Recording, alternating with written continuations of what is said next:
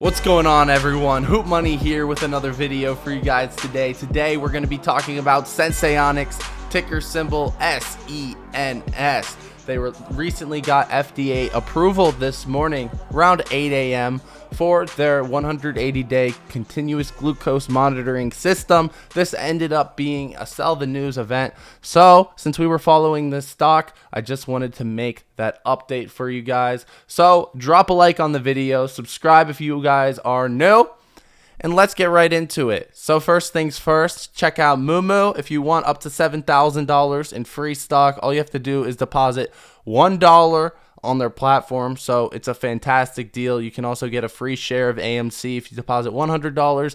But honestly, I believe that the $1 to get up to $7,000 in free stocks is an absolutely phenomenal deal. So check that out if you like free money. It's the second link below in the description, first link below in the pinned comment section. Here we can get into the news. So here on Benzinga Pro, you guys can read Senseonics reports FDA approval of eversense E3 continuous glucose monitoring system for use up to 6 months. So that's their 180-day system. That was the catalyst that we were trading Senseonics off of. Senseonics also updated their revenue guidance, so they see fiscal year 2022 net sales between 14 and 18 million versus the $30.8 million estimate. So that is not necessarily great news. So they released good news paired with not so great news, kind of canceling each other out. The stock's obviously not really reacting well. And they made another update here. Senseonics shares are trading lower after the company issued fiscal year 2022 net sales guidance below estimates. Taking a look here at their chart on Market Cipher, clearly super oversold. I mean, just looking at Market Cipher alone, you can already tell it's super oversold. I mean, just look at that. Like, it's crazy. It's crazy, right? It's down 24% today. Absolutely insane. So I sold over here. So this is where I sold, this area right over here. So 2 days ago.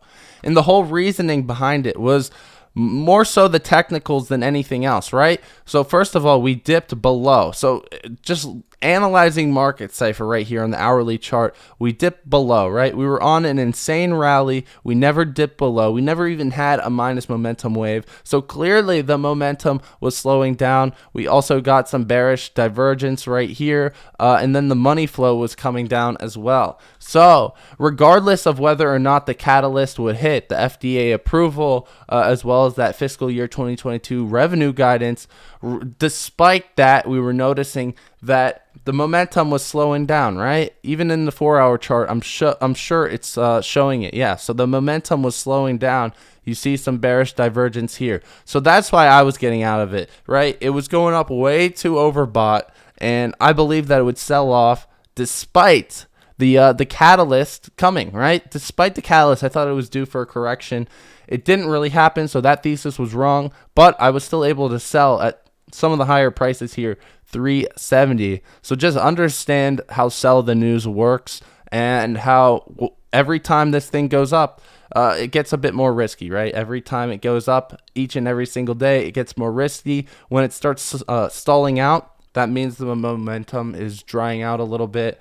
And it never hurts to take profits in those situations. So obviously hindsight is 2020, but just be aware of those risks. Going forward, it's a lot better for a long-term investment right now. So at 276, it goes back to a level that it's been trading at more consistently, right? Yeah, so more consistently over its past. It's been at this level multiple different times. You can probably even get it cheaper if you wanted it for the long term, right?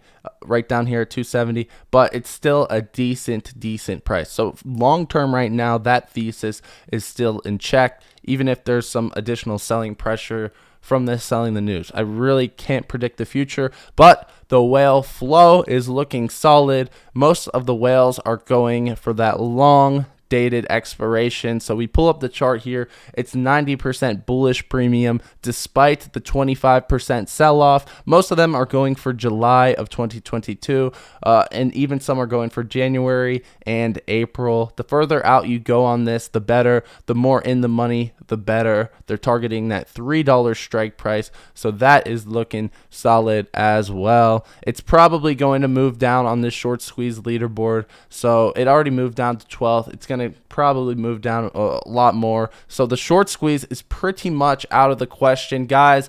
That's all I really got for you guys today. Senseonics, sell the news. Just wanted to make this video to show you my thought process behind this whole trade, how I was able to escape with profit, because there's definitely a few bag holders in this one, a few people who think the squeeze thesis is still on.